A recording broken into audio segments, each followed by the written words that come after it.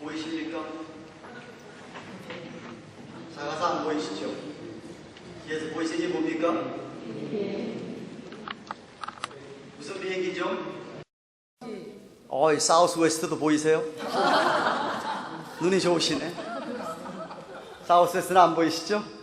사우스 웨스트 비행기입니다. 좀 저렴해서 제가 종종 잘 사용하는데 선전하려고 나온 건 아니고요. 아마존닷컴 가서 이거 뭐 하나를 구하려고 보니까 유나이티드 아니면 사우스 웨스트 딱 2개밖에 없더라고요. 그래서 이거를 샀습니다. 비행기 맞아요? 네. 이게 비행기예요? 네. 이게 비행기예요? 네. 맞기도 하고 틀리기도 합니다. 모형이죠, 그죠? 네, 모형이에요. 오늘 모형에 대한 이야기를 하기 위해 제가 샀습니다. 모형은 실체와 비슷하지만 실체는 아닌 게 모형입니다. 한화사전에 모형하고 쳤더니 데피니션, 정의를 이렇게 했습니다. 실물을 본떠서 만든 물건이다. 혹은 같은 모양의 물건을 만들기 위한 틀이라고 되어 있습니다. 사람들이 실체를 설명하기 위해서 만드는 게 모형입니다.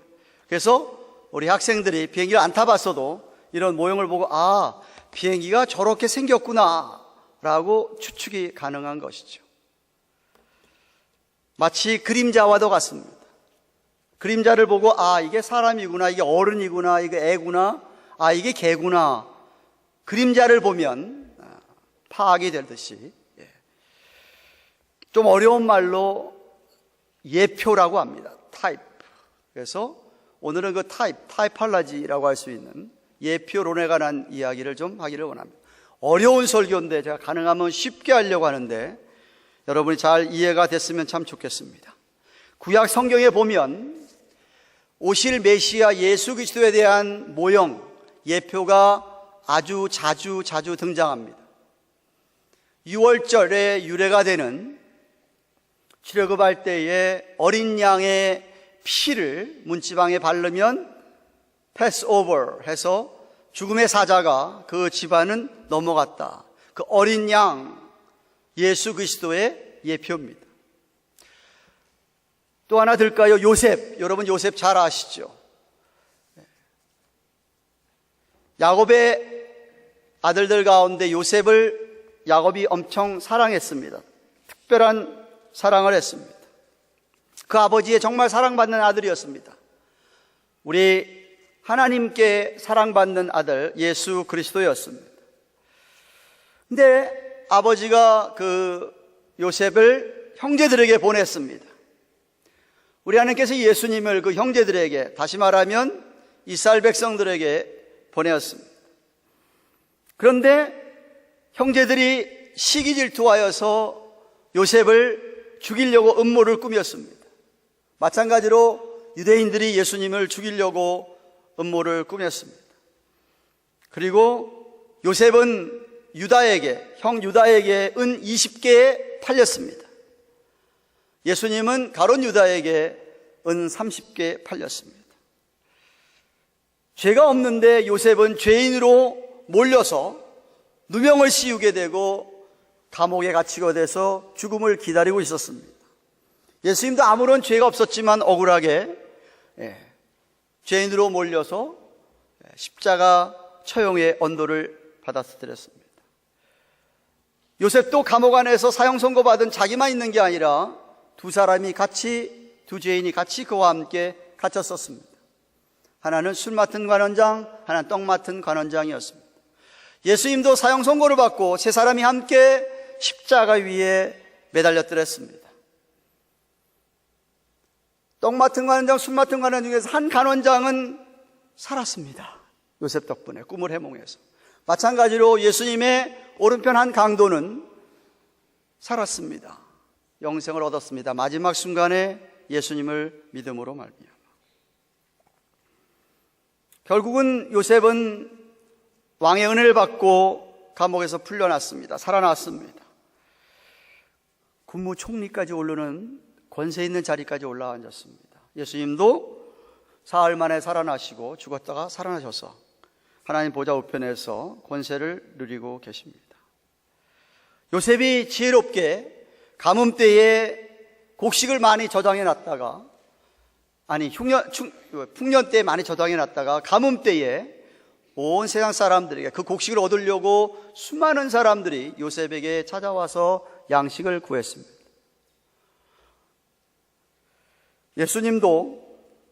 예수님도 모든 사람이 예수님을 통해서 생명의 떡, 양식을 얻습니다. 이렇게 한 인물 요셉이란 사람이 예수님은 아니었지만 예수님의 모형이었다라는 설명을 제가 하고 있는 겁니다.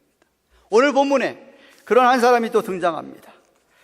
히브리서 기자는 이미 5장 10절에서 예수 그리스도는 하나님께 멜기세덱의 반차를 좇은 대제사장이라 칭함을 받았느니라고 하였습니다. 그러면서 그 다음 11절에 멜기세덱에 관하여는 우리가 할 말이 많지만 너희의 듣는 것이 둔하기 때문에 해석하기가 어렵다라고 그랬습니다. 다시 말하자면 멜기세덱에 관한 이야기를 듣고 이해가 되려면 성령으로 거듭났을 뿐만 아니라 성숙해져서 젖만 먹는 어린아이 신앙이 아니고 단단한 음식까지 먹을 수 있는 성숙한 신앙이어야 멜기세덱에 관한 설명이 들린다, 이해가 된다 라고 하였더랬는데, 오늘 바로 7장에 와서 그 설명을, 멜기세덱에 관한 설명을 하고 있습니다. 제가 5장 강의할 때도 말씀드렸습니다만 멜기세덱은 예수 그리스도의 모형, 예표라고 말씀을 드렸습니다. 예수 그리스도를 말하기 위해서 히브리서 기자가 멜기세덱을 꺼내온 것이지 멜기세덱을 이야기하기 위해서 멜기세덱을 이야기하는 게 아닙니다. 그래서 오늘 멜기세덱에 대한 이야기를 하는데 멜기세덱도 아주 탁월한 제사장이었다라고 얘기합니다. 오늘 본문은 창세기 14장에 나오는 멜기세덱에 관한 구절, 딱 3구절밖에 없지만 그 멜기세덱에 관한 구절들을 설명을 하면서 어떤 제사장이었는지 말하고 있습니다. 한마디로 얘기해서 멜기세덱은 의의 왕이고 또한 평강의 왕이었습니다. 1절 2절 말씀을 보십시오. 이 멜기세덱은 살렘 왕이요, 살렘은 지명을 가리키는 겁니다. 예루살렘을 살렘이라고도 불렀습니다. 살렘 왕이요, 지극히 높으신 하나님의 제사장이라 여러 임금을 쳐서 죽이고 돌아오는 아브라함을 만나 복을 빈 자라. 아브라함이 일체 10분의 1을 그에게 나눠주니라. 그 이름을 번역한 즉 첫째 의의 왕이요 또 살렘 왕이니 곧 평강의 왕이요 라고 하였습니다.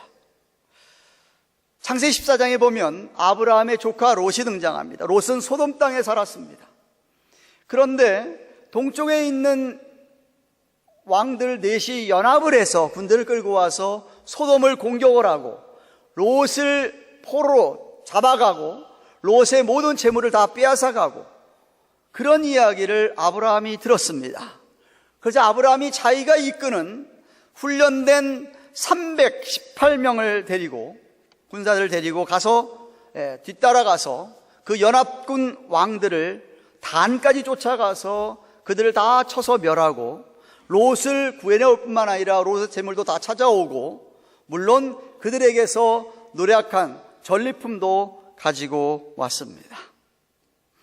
그때 살렘 왕 멜기세덱이 떡과 포도주를 가지고 나와서 아브라함을 축복합니다. 창세기 14장 18에서 20절 상반절입니다. 살렘 왕 멜기세덱이 떡과 포도주를 가지고 나왔으니 그는 지극히 높으신 하나님의 제사장이었더라. 그가 아브라함을 축복하여 가로되 천지의 주제이시요 지극히 높으신 하나님이여 아브라함에게 복을 주옵소서. 너희 대적을 내 손에 붙인 지극히 높으신 하나님을 찬송할지어다 라고 했습니다. 그러자 아브라함이 전쟁에서 얻은 전리품의 좋은 것의 10분의 1을 멜기세덱에게 바칩니다. 그로부터 약 1000년이 지난 다음에 아브라함이 멜기세덱에게 이렇게 10분의 1 바친 지 1000년이 지난 다음에 다윗 왕이, 유명한 다윗 왕이 시편 110편 4절에 이렇게 그리스도의 예수 그리스도에 대해 예언하고 있습니다. 여호와는 맹세하고 변치 아니하시리라 이르시기를 너는, 앞으로 오실 메시아를 가리키는 말, 너는 멜기세덱의 반차를 따라, 멜기세덱의 반열을 따라 조차 영원한 제사장이라 하셨도다 라고 그랬습니다. 그리고 또 1000년이 지난 후에 예수님이 오셨고, 예수님이 오신 다음에 히브리서 기자가 히브리서를 기록할 때가 예를 들어서 50, 60년, 70년 하더라도 꼭 1000년이 지난 다음에 히브리서 기자가 오늘 이 말씀을 하시면서 멜기세덱 이야기를 하고 있습니다. 왜? 예수 그리스도를 말하기 위해서. 좀 놀랍지 않습니까? 2000년 전에 쓰여진, 2000년 전에 있었던 사건, 그 사건을 1000년 후에 다윗이 그대로 기록하고 있고, 또 1000년 후에 정말 예수님이 오셨는데 히브리서 기자가 멜기세덱 얘기를 또 하고 있습니다. 그래서 성경이 하나님의 감동으로 쓰여진 진짜 하나님의 말씀이라는 이야기입니다. 성경이 약 40여 명의 저자에 의해서 약 1500년에 걸쳐서 한 군데서 쓰여진 것도 아니고 천차만별 멀리 떨어진, 멀리는 600마일, 700마일 멀리 떨어진 데서 성경이 기록되었건만 66권이 통일된 주제로 흐르고 있는 것은 뭐냐? 누구냐? 예수 그리스도다 이 말입니다.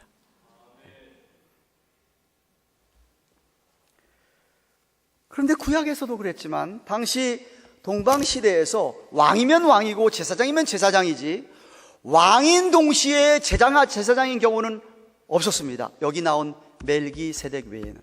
왕도 엄청난 권력을 갖고 있었습니다.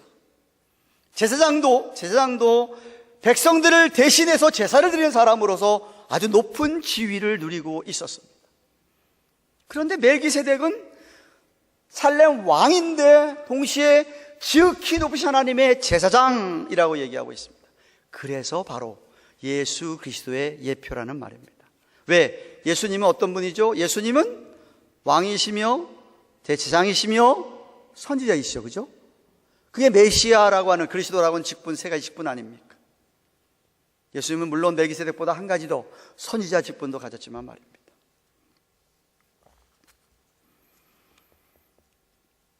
뿐만 아니라 예수님처럼 멜기세덱은 의의 왕, 또한 샬렘 왕이라고 하고 있습니다. 원래 히브리어로 멜기세덱, 멜카이세덱이라고 하는 멜키라고 하는 키라고 하는 말이 소유격을 나타내는 겁니다. 무엇의 멜키, 세덱은 자득에서 나온 말입니다. 이 righteousness, 의를 가리키는 말입니다. 그러니까 king of righteousness 이런 뜻이죠. 멜키세덱 하면, 그래서 두 단어가 합쳐진 단어인데, 뿐만 아니라 여기 샬렘 아까 얘기했지만 예루살렘을 또 다른 말로 샬렘이라고 불렀는데, 샬렘은 어디서 나온 말이냐 하면 여러분이 너무나 잘 아는 샬롬, 평강이라는 말에서 나왔습니다. 평강. 그래서 2절 하반절에 샬렘 왕이니 곧 평강의 왕이요라고 했습니다. 이 두 가지 개념이 너무 중요한데, 첫째 나오는 우선 의의 개념은 신약에서 설명하기를 우리의 대제사장이 예수님이, 우리의 대제사장이 예수님이 곧 예수님의 의를 가르치면서 예수님의 속성을 묘사하고 있는 것이 바로 이 의입니다. 인간에게서 제일 중요한 문제가 뭐냐 하면 죄를 해결하는 겁니다. 죄를 해결하는 겁니다. 근데 이 죄 문제를 해결하는 방법은 우리 예수님 밖에 없습니다. 누구든지 예수 그리스도를 믿는 자는 하나님께서 그를 죄인이라고 부르지 아니하시고 의인이라고 불러주십니다. 믿음 때문에, 비록 우리가 아직 죄성을 갖고 있는 죄인이지만 우리의 믿음 때문에, 예수 그리스도를 믿는 믿음 때문에 우리를 의인이라고 불러주십니다. 잘 들으세요. 이 세상의 모든 사람은 다 아담의 후손이기 때문에, 로마서 5장에서 하는 이야기가 뭐냐 하면 다 죄인이다, 죄의 후손이다. 아담의 죄가 전가되어서, imputation, 아담의 죄가 인간에게 전가되어서 사람은 태어날 때부터 누구나 예외 없이 아무리 갓난아기라 할지라도 죄인입니다. 그런데 예수 그리스도를 믿는 사람에게는 하나님의 의가 전가되는 겁니다. Righteousness of God, 하나님의 DNA가 전가되는 거예요. 그래서 그것 때문에 우리를 의인이라고 불러주신다는 말씀입니다. 하나님의 자녀가 되는 것이죠. 또한 우리의 화평이신 예수님이십니다. 에베소서 2장 14절에 예수님을 가리켜서 화평이시라고 얘기하십니다. 둘로 된 우리 둘을 하나로 만드사 중간에 막힌 담 죄를 허무셨다고 얘기합니다. 이게 무슨 뜻입니까? 하나님과 우리가 다 따로따로였는데 사이에 담이 있었는데, 물론 죄지요, 담이 있어, 이 담을 허무신 분이 우리 예수님이시다. 대속의 죽음으로 말미암아, 십자가 대속의 죽음으로 말미암아 하나님과 우리를 화목하게 하셨다는 말씀입니다. 그리고 또한 우리에게 평강을 주신다고 합니다. 평강. 요한복음 14장 27절에 평강을 너희에게, 평안을 너희에게 끼치노니 곧 나의 평안을 너희에게 주노라. 곧 내가 너희에게 주는 것은 세상이 주는 것과 같지 아니하니라. 너희는 마음에 근심도 하지 말고 두려워하지 말라라고 그랬습니다. 아멘. 우리 예수님이 우리에게 평강을 주시는데 세상이 주는 것과는 다르다 이 말입니다. 그렇기 때문에 우리에게 평강이 임하는데, 예수를 인격적으로 만난 사람, 주님의 은혜를 경험한 사람이 제일 먼저 입으로 나오는 게 뭐냐 하면 마음이 평안하다라는 겁니다. 환경별로 달라진 거 없습니다. 내가 예수를 그리스도를 정말 알고 믿었다 그래도 환경이 달라진 건 없는데 마음에 평강이 임한다. 참 평안하다라고 얘기하는 이유가 예수님이 평강을 주셔서 그렇습니다. 네.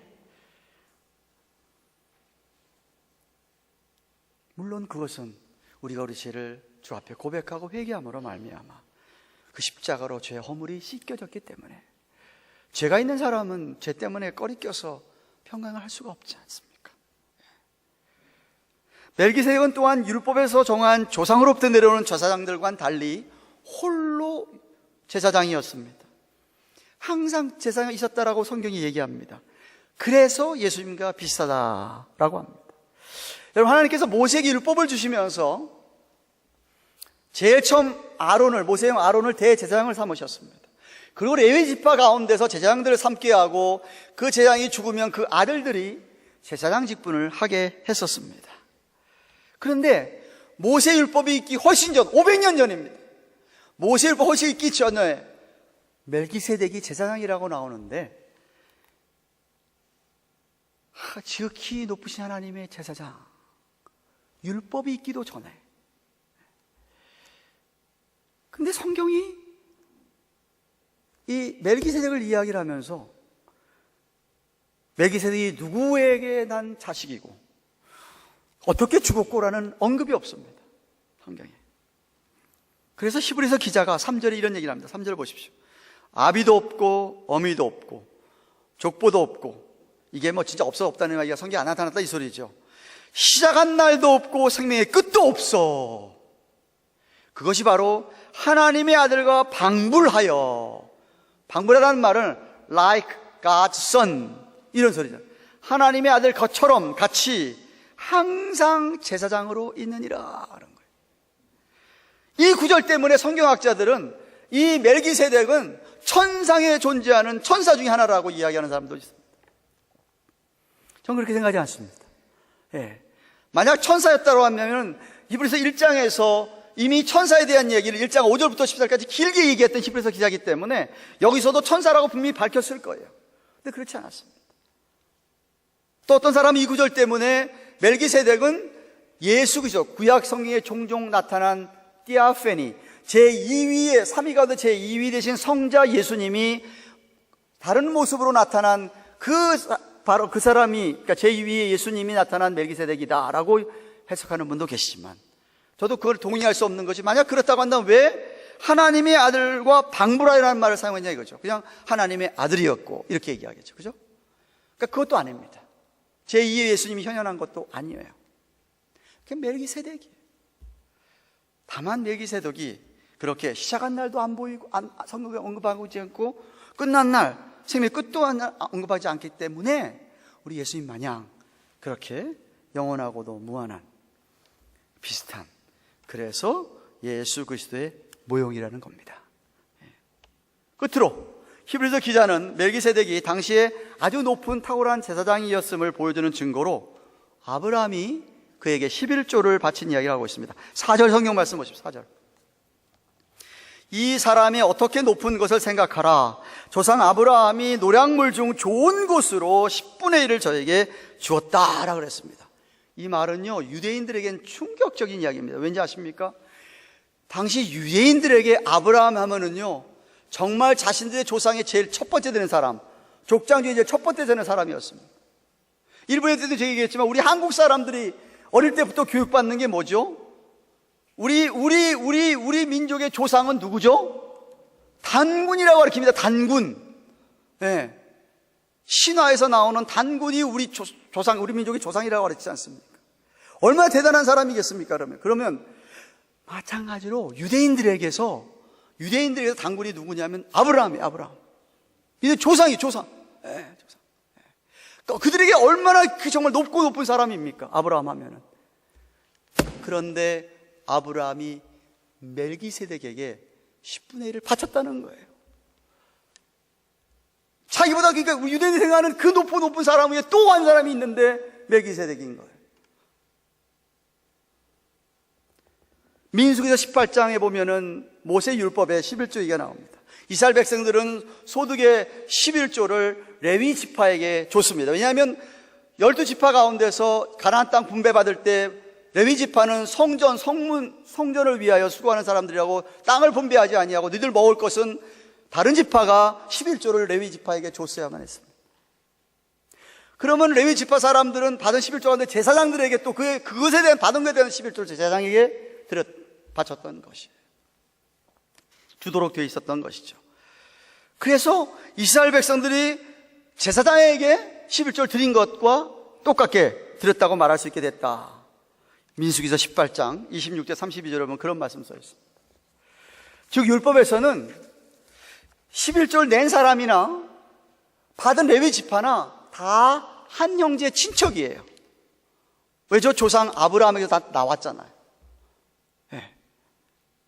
다 아브라함의 후손입니다. 낸 사람이건 받은 사람이건 다 형제의 친척간이었습니다. 그래서 5절 말씀한 거예요. 5절 말씀 보세요. 레위의 아들들 가운데 제사장 직분을 받은 자들이 율법을 좇아 아브라함의 허리에서 난 자라도, 이게 후손이라는 소리입니다. 자기 형제인 백성에게 10분의 1을 취하라는 명령을 가졌으나, 그 얘기한 거예요.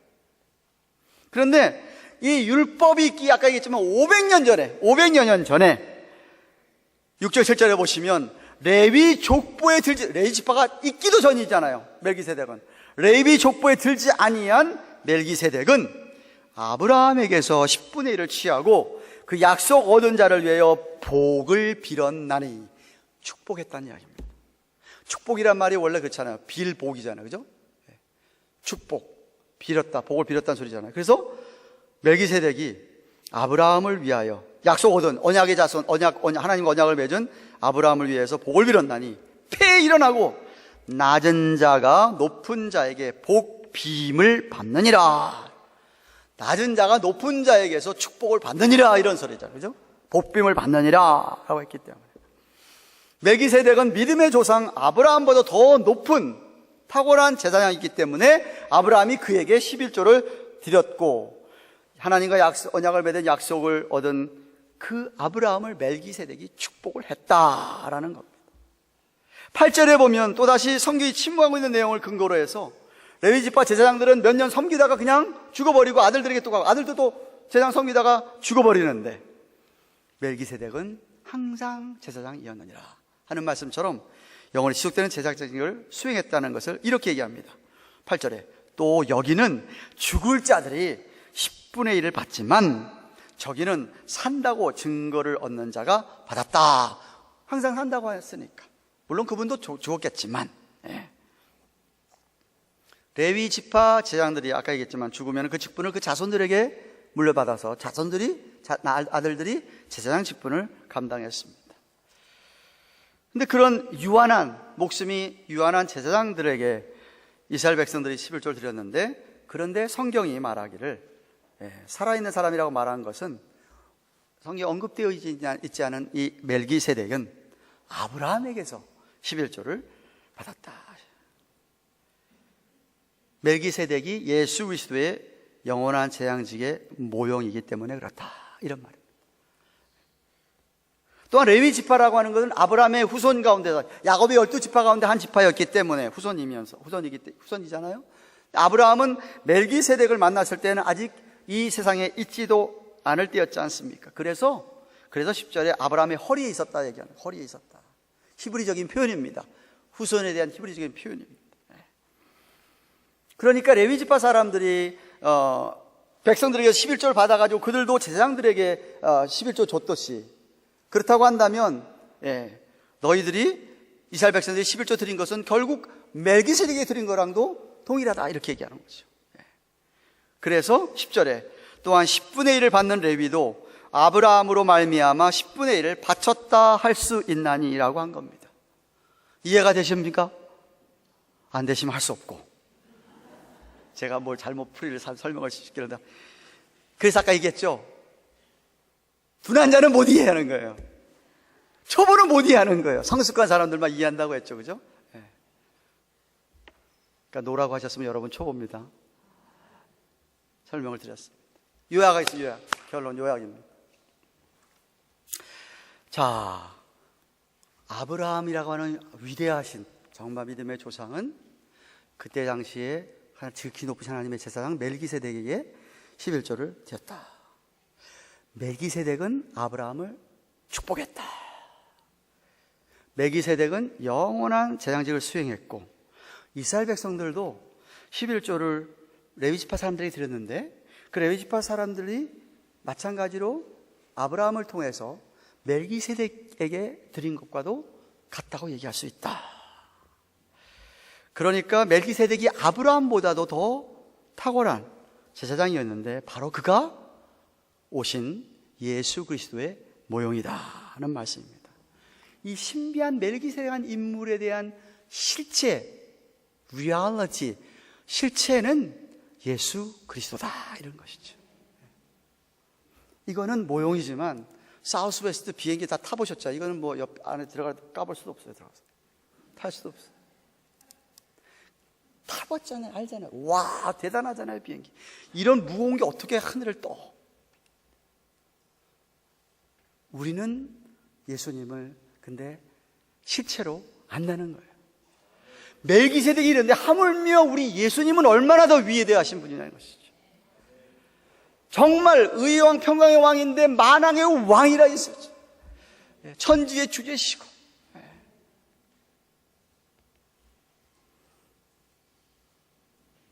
오늘도 우리에게 긍휼히 여기셔서 죄인이지만 믿음 보시고 의롭다고 불러주시고 우리에게 평강을 주시는 왕이라는 얘기죠. 뿐만 아니라 우리를 위해서 하나님께 복을 빌어주시는, 축복하시는 중보자 대제사장이라는 겁니다. 그렇기 때문에 이 예수님께 우리가 모든 영광을 다 드려도 부족하고 모든 걸 다 받으실 만한 분이고 11조가 아니라 모든 거 다 드려도 부족한 그렇게 위대하신 우리 예수님이다, 이 말입니다. 그게 오늘 성경이 이야기하는 겁니다. 그렇기 때문에 여러분, 아브라함과 멜기세덱의 관계처럼 저와 여러분들도 우리도 예수님과의 관계가 이런 참 좋은 관계, 올바른 관계이기를 주님의 이름으로 축원합니다.